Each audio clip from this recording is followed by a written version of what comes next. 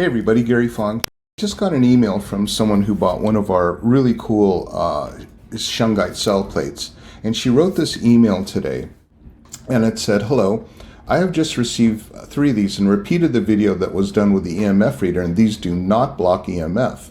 I want an immediate refund, and I will do a reel on my page where I have over 1 million views on each post."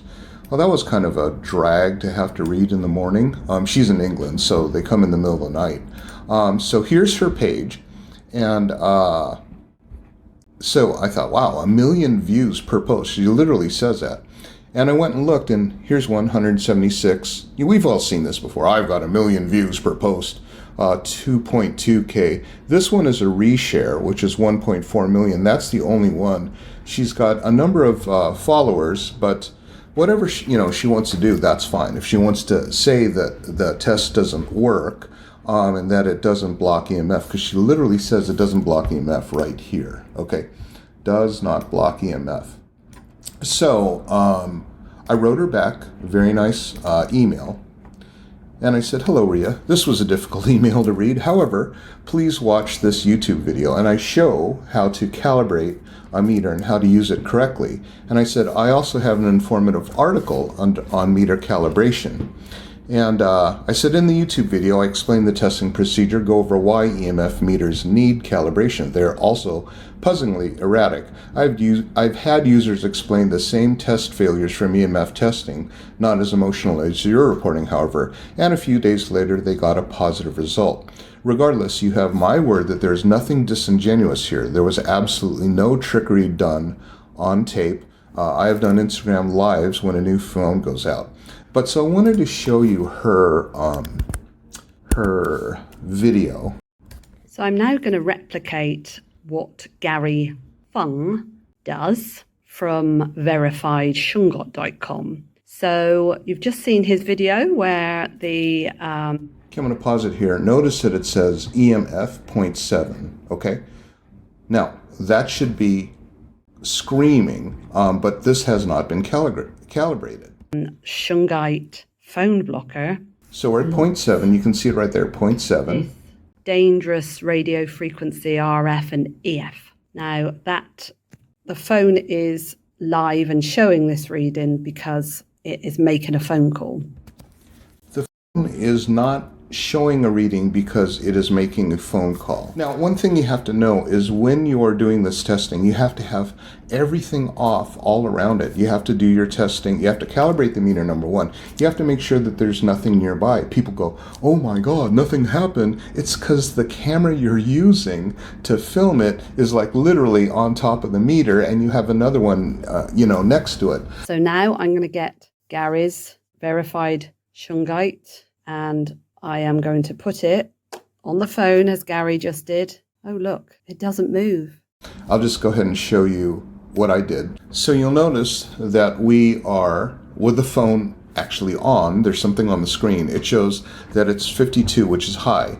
And anything over 10 is considered dangerous. I've explained this many times in the other videos. I'll put that on pause. Anything over 10 is dangerous. So when you're at 63 volts per meter, that's high, and it can get higher than that. But that's the point, is the phone is on and it's reading high. Now, when I bring in the shungite, bang, it drops to 4.7, and then it ramps up to 59. Then as I come in, 1.6, 24, 68, 58, 4.6, 3.1, 25, 7, 67 again, and then now you'll notice that I'm not blocking the meter in any way whatsoever. Haven't put it in between the meter and the thing, because people go, "Oh, your hand's blocking the radiation or whatever." I'm literally hovering it over the phone, and it's dropping down to levels like 4.4, and then it'll jump up there. It goes down to 3.3, 1.8, and then it jumps up again. So this is consistently, reliably, predictably repeatable. And when people, they get excited about the shungite, because it really is exciting. The new news coming out all over the place is showing that this is the only material on Earth that has been proven in scientific peer-reviewed medical studies to block EMF stress, radiation. So Why is it that people get so hot and bothered when they test things incorrectly? Now, when I look at this lady's website, she's very, very angry, you can tell. It's all about the things, they're lying to us, Moderna, AstraZeneca, and whatnot, okay, and this is what happens with spike proteins. She did put us in here, which was nice. We got 20,000 views. But why do people get so mad? Well, this is a mad person. Anyway, she's angry at whatever it is. Obviously, she has very pretty eyes, and she knows it. Something that I want you to know, that when you test these things, it's really easy to do it wrong. EMF testing can be notoriously weird because you'll go up to something and it'll not work, and then it'll work like 2 days later. We get this all the time. The study explains something called the nocebo effect. It's the opposite of the placebo effect. I think what happens is, I don't know what's in the mindset, but they're very, very anxious to, I guess, be angry at the cell phone people for making radiation. So then they come to people who actually have extensive research on materials that do work. They test it wrong. They don't know what they're doing when they test it. And then they threaten you saying, I'm going to, I think they're truthers. I think that's what they're called. I'm going to truth you to everybody that I know. And, that's obviously, we have a 45-day return policy. She can send it back, but it's too bad because these things really are awesome. If you look at our website and you look at all of the testimonials, there are amazing testimonials. I'm not worried about anybody who has got whatever life issues to go and attack people. But what I don't like is the reason that I started VerifiedShungite.com is because I bought my first pendant. And this thing was the most amazing thing. It literally, the minute I put it on, all of my EHS, sensitivity symptoms went away.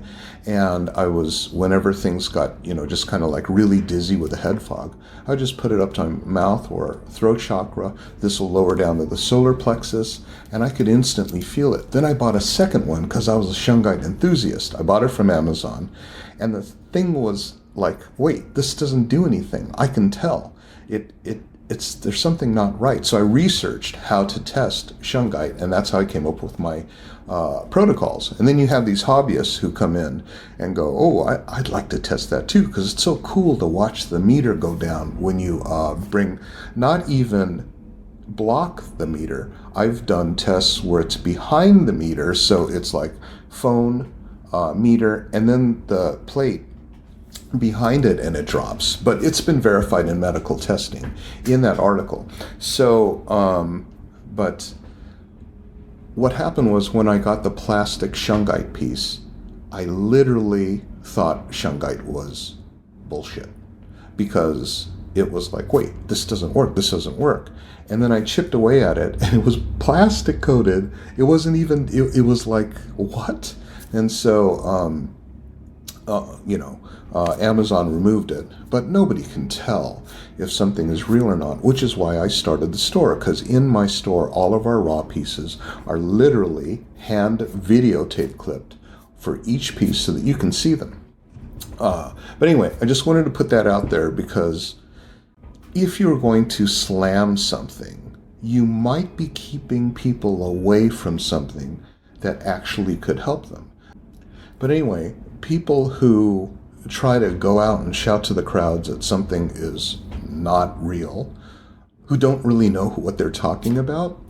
Let's see, she has no workplaces to show. Work and education, nothing.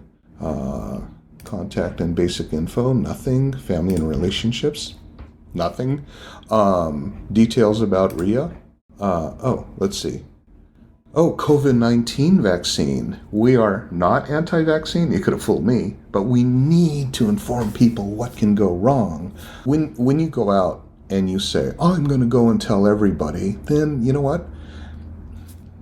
Sometimes you might lose a little credibility, and sometimes you might get called out.